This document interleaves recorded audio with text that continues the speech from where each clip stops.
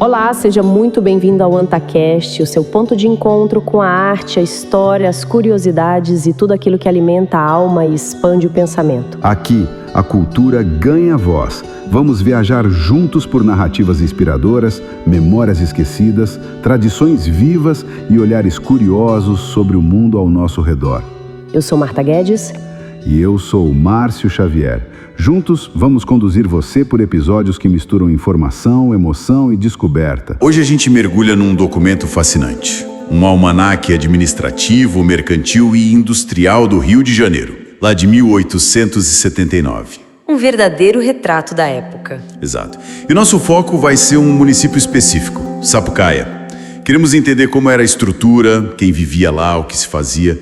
Enfim, decifrar esse retrato oficial. É uma janela para o Brasil imperial, né? Para a vida administrativa, econômica. Isso. A missão é justamente extrair o máximo de informação dessas páginas. O que elas revelam sobre Sapucaia naquele ano. Bom, vamos lá. Começando pelo básico. Sapucaia tinha sido criada há pouco tempo, em 1874. Área grande, uns 855 quilômetros quadrados, dividida em 3 freguesias. Que eram as unidades locais, né? Isso. Administrativas e religiosas. E os números da população são bem fortes. Olha só, 8.038 habitantes livres contra 5.057 escravos matriculados até 1877. Nossa, quase 40% da população registrada era escravizada. É muita gente. Muita gente. E, em contraste, só 341 eleitores. Essa proporção de escravizados salta aos olhos, né? Sem dúvida, esse número enorme de escravos matriculados, quer dizer, registrados oficialmente, muitas vezes por causa de leis como a do ventre livre, mas ainda dentro de um sistema brutal, isso aí revela a base da economia cafeeira ali no Vale do Paraíba, né? No Segundo Reinado. Faz todo sentido. E o número baixo de eleitores mostra como a política era restrita. E os engenhos, 338 listados. O número alto de engenhos, mesmo com a observação de que muitos estavam falidos. Isso confirma a vocação agrária, claro, mas talvez já aponte para alguma dificuldade econômica ali no setor do café. Quem sabe? Interessante essa nota de falidos. O almanaque detalha bem a organização administrativa em cada freguesia. Santo Antônio da Sapucaia, Nossa Senhora da Conceição da Aparecida e São José do Rio Preto.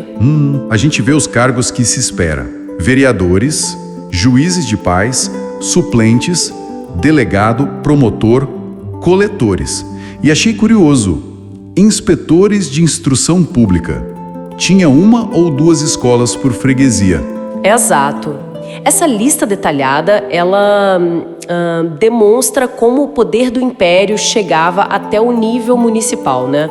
Com a administração, a justiça. E a igreja também marcando presença forte. São convigários, irmandades listadas, como a de São José do Rio Preto. O almanaque funciona quase como um raio-x da estrutura formal da sociedade ali. Mas olha, para mim o mais surpreendente é a variedade de atividades econômicas.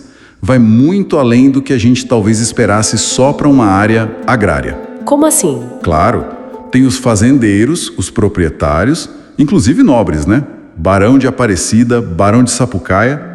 Mas aí vem advogados, médicos, farmacêuticos. Ah, sim, profissionais liberais. E uma lista enorme de artesãos e serviços. Alfaiates, carpinteiros, ferreiros, barbeiros, sapateiros, ourives, até relojoeiros. Isso sugere uma vida cotidiana mais complexa do que só a fazenda, né? Com certeza. Indica um setor de serviços, de comércio, já se desenvolvendo ali. Não era só plantação, você mencionou. Padarias, hotéis, bilhar, confeitarias. Pois é. Essa diversidade toda pode ter sido impulsionada pela Estrada de Ferro Dom Pedro II, que é mencionada ali, junto com o pessoal que trabalhava nela. A ferrovia, claro. A ferrovia conectava o Sapucaia ao Rio de Janeiro, né? Falecita tudo. Levar o café, trazer produtos, pessoas. E a presença da nobreza e de 2 lojas maçônicas também dá pista sobre a elite social política. E tem mais uma coisa, uma nota sobre máquinas movidas a vapor. Em Conceição de Mato Grosso, São José do Rio Preto. Isso é um sinal de modernidade chegando, não? Exatamente. Um sinal de modernização tecnológica, mesmo que pontural ali naquela área rural. Tudo isso junto à ferrovia, o vapor, essa variedade de profissões, pintam um quadro de uma sociedade em transição, sabe? urbano e o comercial se misturando com aquela base agrária e escravista. Pensando no social, mesmo sendo só uma lista de nomes e cargos, a gente percebe uma hierarquia bem clara. A ordem que as profissões aparecem, a importância dada a certos nomes. Sim, a hierarquia é evidente. E é fundamental a gente pensar no que um documento desses revela e o que ele esconde, né? O que ele não conta? Exato. A listagem fria, factual de escravos matriculados ou até os falecidos entre eles, aquilo representa milhares de vidas, né? Vidas submetidas a uma violência, a uma desumanização absurda. O almanaque registra o fato econômico, o administrativo, mas a experiência humana dessas pessoas fica totalmente fora. É um ponto crucial. Então, resumindo um pouco, o que essa análise desse almanaque de 1879 sobre Sapucaia nos ensina? Olha, acho que mostra bem como que mesmo um documento focado em administração e comércio é uma janela incrível para entender a organização social, a economia com suas complexidades, né? As hierarquias, os primeiros sinais de modernização tecnológica no Brasil imperial. Perfeito. Cada nome, cada número, cada profissão ali listada é uma pecinha que ajuda a montar o quebra-cabeça da vida em Sapucaia naquele momento. Ele nos dá a estrutura formal, os atores oficiais, a economia registrada. Mas isso leva a gente para uma reflexão final, né? O almanaque detalha as estruturas, nomes de proprietários, funcionários, números. Mas e as histórias que ele não conta? Exatamente. As experiências do dia a dia das mulheres, por exemplo, que quase não aparecem nas listas. Dos milhares de escravizados tratados como números. Dos trabalhadores mais pobres, dos pequenos artesãos. Fica essa pergunta no ar, né? O que mais a gente gostaria de saber sobre a vida real dessas pessoas? Aquilo que o registro oficial como esse simplesmente não pode oferecer. É um lembrete constante das limitações que as fontes históricas têm e das vozes que, infelizmente, muitas vezes ficam silenciadas pela história. Agora vamos citar algumas informações importantes retiradas do almanaque administrativo que serviram de base para essa nossa conversa. Freguesia de Santo Antônio da Sapucaia, Vila, criada pela Lei Provincial número 1600, de 16 de setembro de 1874. Superfície: 293,40 quilômetros quadrados. População livre, 2043. Habitantes por quilômetro quadrado, 7. Escolas de ambos os sexos, 2. Câmara Municipal. Vereadores-presidente, Barão da Aparecida, Francisco José de Sales, Dr. Guilherme Augusto de Souza Leite, Dr. Pedro de Alcântara e Almeida Magalhães, Dr. José Joaquim Rodrigues, Joaquim Fausto de Oliveira, Domingos Teixeira Alves. Secretário: Capitão João Carlos da Fonseca. Procurador: José Braulio Ludolf. Ajudante: Manuel Luiz de Souza. Fiscal: João José Fernandes de Araújo. Porteiro: Tertuliano de Medeiros Santiago. Suplentes: primeiro, Dr. Pedro de Alcântara Almeida Magalhães. Segundo, Dr. Ladislau Acrísio de Almeida Fortuna. Terceiro, Luiz Soares de Gouveia. Subdelegado: José Braulio Ludolf. Suplentes: primeiro, Pedro Ventura Marinho. Segundo, Domiciano Faustino de Almeida. Terceiro, vago: Juiz de Direito O de Paraíba do Sul. Juiz Municipal Dr. Alfredo Carneiro Brandão. Suplentes: primeiro, Francisco José de Sales. Segundo, José Joaquim Rodrigues. Terceiro, Antônio Francisco de Safortes. Promotor: Dr. Benedicto Cordeiro do Campos Valadares. Delegado de Polícia Barão da Aparecida. Juízes de Paz: primeiro, Joaquim Tomás Gonçalves. Segundo, Antônio Luiz Machado. Terceiro, Francisco José de Souza.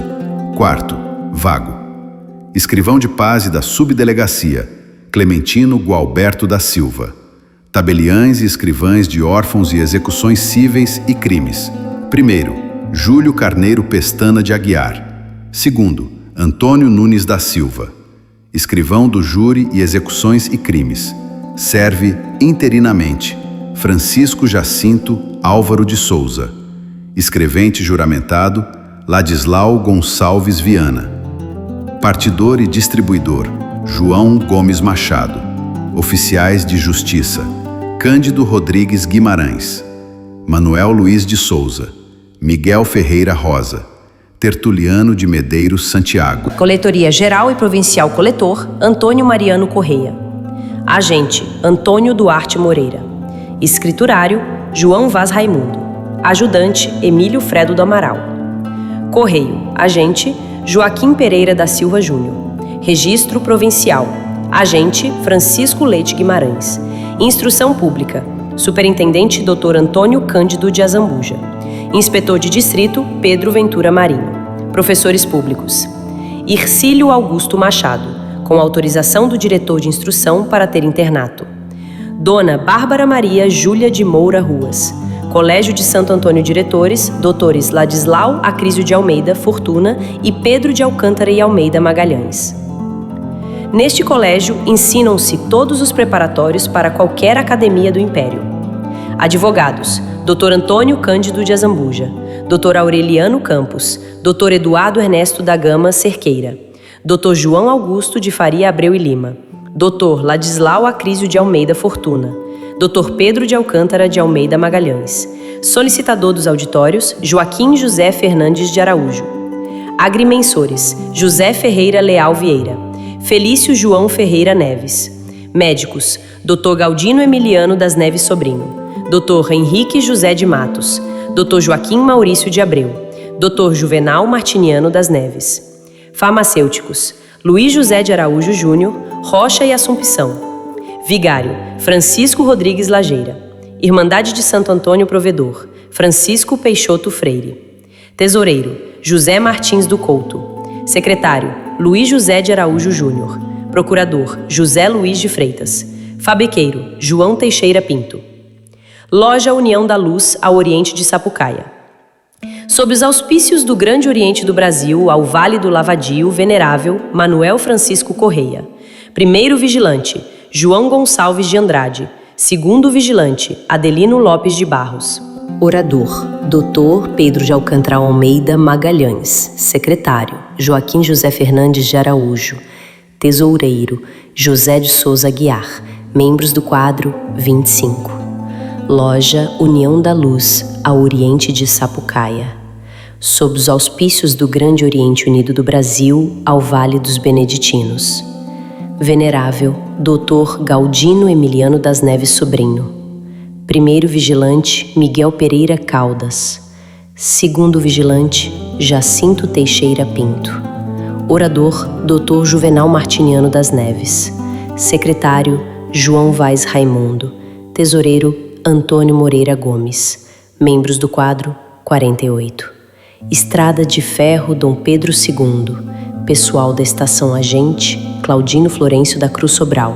Conferente, Manuel Luiz Pires Lima. Telegrafista, Antônio Victor de Freitas. Antes de encerrarmos, vamos adicionar mais algumas informações relevantes. Para quem não sabe, nessa época o município de Sapucaia era formado por 3 freguesias. Tinha a freguesia de Santo Antônio da Sapucaia e também a de Nossa Senhora da Conceição da Aparecida, que tinham sido desmembradas do município de Magé. E não para por aí, Marta. Ainda fazia parte do município a freguesia de São José do Rio Preto, que tinha sido desmembrada lá do município de Paraíba do Sul. E falando em limites, sabe qual era a divisa entre Sapucaia e Paraíba do Sul? Era lá na altura do Rio São José. Para a galera se situar, é justamente onde tem aquela ponte, logo depois do antigo laticínio, para quem vem no sentido Anta-Sapucaia. Então, Anta naquela época pertencia à freguesia de Bem-Posta, que fazia parte do município de Paraíba do Sul. Olha só que detalhe legal. E todas essas informações a gente tirou de uma fonte sensacional. O Almanaque Administrativo, Mercantil e Industrial da Corte e Província do Rio de Janeiro para o ano de 1879, fundado pelo Eduardo von Lemmert, uma preciosidade para os curiosos de história como a gente. Esse almanaque é uma verdadeira cápsula do tempo, recheado de nomes, cargos, estatísticas. Dá até para imaginar a vida do pessoal por lá naquela época. Com certeza, e é muito bom poder contar tudo isso para vocês. Então não esqueçam de seguir o podcast e compartilhar com quem curte história. Até a próxima, pessoal! E assim encerramos mais um episódio do AntaCast. Esperamos que esse mergulho na cultura tenha tocado você de alguma forma. A gente se encontra no próximo episódio com novas histórias, novos olhares e o mesmo compromisso com a arte, a memória e a beleza de ser quem somos. Curtiu o episódio? Então compartilhe. Siga o AntaCast na sua plataforma favorita e ative o sininho para não perder nenhuma novidade. AntaCast, cultura que caminha com você.